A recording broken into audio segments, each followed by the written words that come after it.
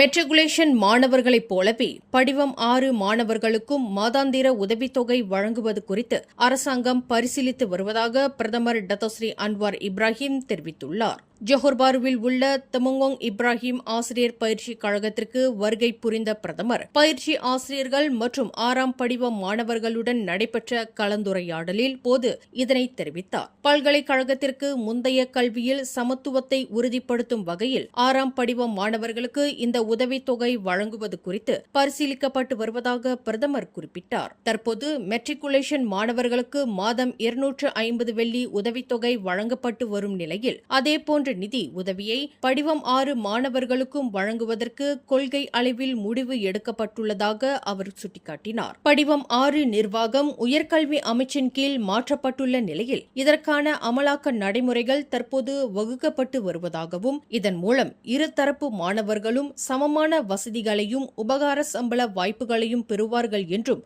பிரதமர் உறுதியளித்தார். மேலும் செய்திகளை தெரிந்து கொள்ள கீழே இருக்கும் பெல் பட்டனை அழுத்துங்கள்.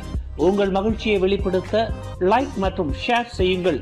தொடர்ந்து திசைகளோடு இணைந்திருக்க சப்ஸ்கிரைப் செய்யுங்கள்.